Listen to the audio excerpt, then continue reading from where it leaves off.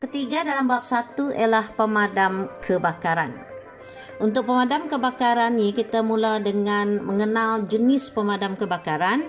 Alat pemadam kebakaran ialah sejenis alat digunakan untuk mengawal atau memadamkan kebakaran. Terdapat 4 jenis alat pemadam kebakaran yang biasa digunakan dan alat pemadaran dikelaskan berdasarkan medium pemadam kebakaran. Jadi kalau kita perhatikan ya, di sini ada 4 jenis alat pemadam kebakaran. Kita ada air, kemudian buih, kemudian karbon dioksida dan juga serbuk kering. Dan kalau yang pertama itu, kalau awak perhatikan simbol dia juga, awak tengok simbol dia di dalam balang tu tadi. Okey, yang ini ya. Yang pertama ni. Nampak? Sorry. Yang pertama ni kalau you lihat kepada dia kata water. Alat pemadam ini water based. Kalau water based tu dia punya label pada alat pemadam itu ialah warna apa? Warna merah. Okey. Jadi warna label tu merah. Memadamkan apa? Dia memadamkan kebakaran bahan pemejal seperti kain, kertas dan kayu. Okey. Kemudian kita ada pemadam api yang kedua, di mana dia punya tong itu ialah ditandakan kuning, ialah foam. Warna labelnya krim. Kemudian memadamkan kebakaran yang melibatkan bahan pepejal yang lebih besar seperti kayu, kertas, jenis cecair atau gas yang mudah terbakar seperti minyak, cat dan juga gas. Gas asli. Okey. Kemudian kita ada yang ketiga, warna hitam. Tong itu dilabelkan warna hitam dan namanya karbon dioksida. Untuk pemadam api, gas karbon dioksida ni adalah memadamkan kebakaran yang melibatkan peralatan elektrik, gas dan juga wap. Okey, kita ada jenis yang keempat yang dipanggil sebagai powder. Warnanya adalah biru. Okey, untuk memadamkan semua jenis kebakaran. Jadi yang paling baik disimpan ialah apa? Warna biru. Sebab dia memadamkan semua jenis kebakaran. Jadi itu adalah untuk jenis alat pemadam api. Okey, apa pula kategori kebakaran? Kita lihat dulu jenis kebakaran. Jenis kebakaran dikelaskan kepada kelas A, kelas B, C, D, E dan juga F. Okey. Bagaimanakahnya? Kalau dia kelas B adalah kelas A adalah kebakaran yang melibatkan bahan api mudah terbakar seperti jenis pepejal, kecuali logam, itu kayu, kertas, kain dan juga sebarang bahan mudah terbakar. Itu adalah kelas A. Untuk kelas B pula, untuk kelas B, kebakaran melibatkan jenis cecair seperti petrol, kerosin, kenapa dia tak syap?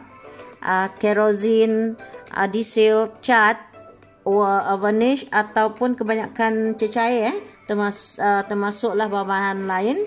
Okey, kemudian kita ada kategori C atau kelas C. Untuk kelas C ni kebakaran yang melibatkan apa? Yang melibatkan gas seperti gas LPG, liquid apa? Liquid petroleum gas atau liquid natural gas ataupun oksigen dan juga lain-lain. Okey, apa beza liquid petroleum gas ni?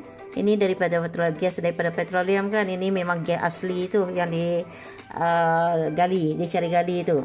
Kemudian kita ada kelas kebakaran D, kebakaran yang melibatkan logam seperti magnesium, aluminium, semua logam-logam yang dipanggil sebagai logam reaktif yang sangat aktif.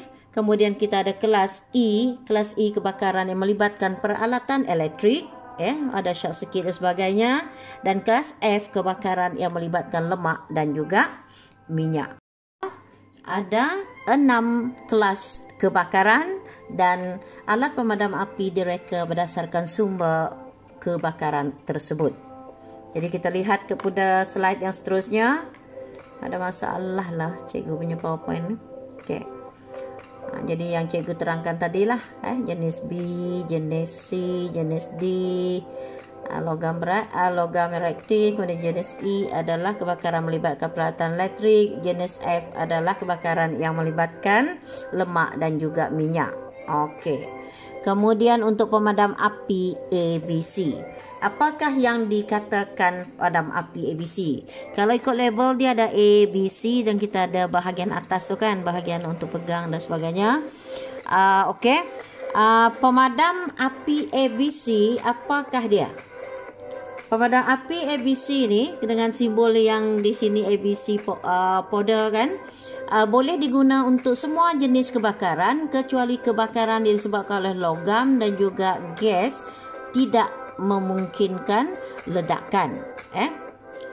Boleh diguna untuk semua jenis kebakaran kecuali kebakaran disebabkan oleh logam dan gas yang tidak memungkinkan ledakan. Kemudian kedua, tidak berbahaya kepada manusia dan haiwan. Bahan yang digunakan tidak mencemarkan tanah, mudah diselenggarakan, kurang-kurangnya sekali setahun untuk di refill dah. Kemudian kelembapan yang dihasilkan adalah lebih lama, justru menghalang api daripada merebak semula. Jadi itu adalah apa? Itu adalah pemadam api jenis ABC. Kemudian kita ada selimut kebakaran. Selimut kebakaran ni kalau awak perhatikan untuk untuk menyelamatkan orang yang sedang terbakar pun kan, ataupun menghalang daripada api itu terus marak.